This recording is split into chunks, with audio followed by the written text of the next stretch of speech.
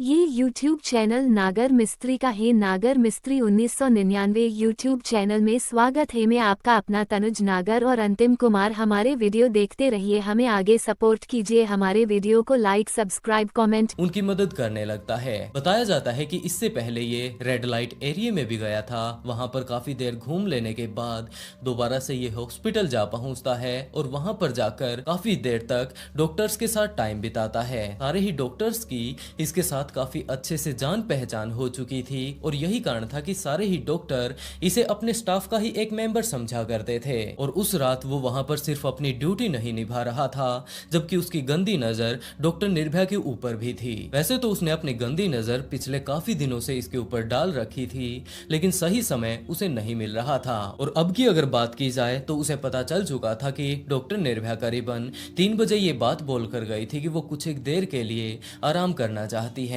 और वो इस टाइम सेमिनार हॉल में ही होंगी। तो वो भी करीबन 4 बजे के आसपास वहां पर उस हॉल में जा पहुंचता है। पहले तो वो यूं ही वहां पर नॉर्मली चक्कर लगाता रहता है। सबसे पहले वहां का मुआयना वो करता है कि कोई और उसे देख ना ले अंदर जाते हुए, क्योंकि यहाँ पर सीसीटीवी कैमरा तो बहुत ही कम लगे हुए हैं। लेकिन मुझे यहाँ आसपास में जो और डॉक्टर हैं उनकी नजरों से भी बचकर जाना होगा। तो वो इसी तरीके से छानबीन करते हुए कि कोई उसे देख तो नहीं रहा है, करीबन 4 बजे सेमिनार हॉल में जा पहुंचता है। और उसके बाद उसने वहां पर जाकर देखा कि डॉक्टर निर्भया इस टाइम आराम से लेटी हुई है। तो वो उसके ऊपर हमला कर देता है और अगले काफी देर तक वो उसके साथ वहां पर दुष्कर्म करता है। लेकिन वो इस चीज को भी बिल्कुल नहीं चाहता था कि ये बाहर आकर उसका नाम सभी लोगों को बता दे और उसके बाद इसे जेल में जाना पड़े। जिसके चलते आखिरी टाइम में जब ये वहां से वापिस आ रहा था तो उसने डॉक्टर निर्भया की गर्दन की हड्डी को तोड़ दिया।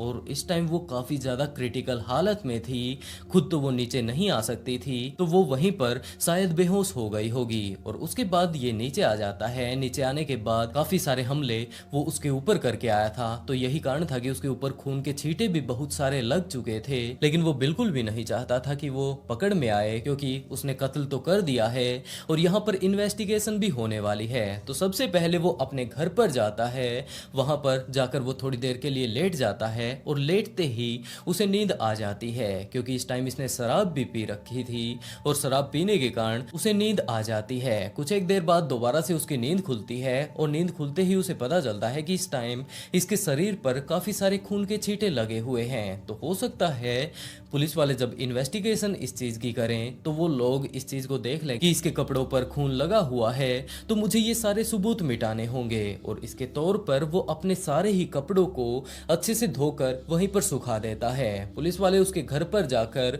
उन सारे ही कपड़ों को चेक भी करते हैं, उसके जूतों को भी चेक करते हैं जो कि वो धोना भूल गया था और इस टाइम भी उसके जूतों पर खून लगा हुआ था। ये सारी ही इन्वेस्टिगेशन पुलिस वाले इस टाइम कर रहे थे। लेकिन अभी भी दूसरी तरफ जो इसके साथी डॉक्टर थे निर्भया के, वो ये बात बोल रहे थे कि जनाब हमें नहीं लगता ये वहां पर अकेला होगा, हमें ये बात लगती है कि जरूर वहां पर कोई ना कोई और भी इसके साथ था, क्योंकि अगर वो अकेला होता तो वो उसके हाथों को पकड़ सकता था। एक हाथ से सिर्फ और सिर्फ एक हाथ को ही पकड़ पाता, निर्भया कम से कम चिल्ला तो सकती थी, लेकिन हम लोगों तक उसकी एक भी चीख नहीं पहुंच पाई। तो हम लोगों को इस बात का शक है कि जरूर वहां पर इसके अलावा कोई ना कोई और भी मौजूद था और इस केस को अच्छे से इन्वेस्टिगेट किया जाए। इन सारी ही चीजों के बारे में पता चलते ही राजनीतिक पार्टियां भी इसमें कूद पड़ती हैं और सारे ही लोग अपनी अपनी बातें बोल रहे थे। काफी सारे ऐसे थे जो कि वहां की मौजूदा राजनीतिक पार्टी है उसे अपना निशाना बना रहे थे और काफी सारे लोग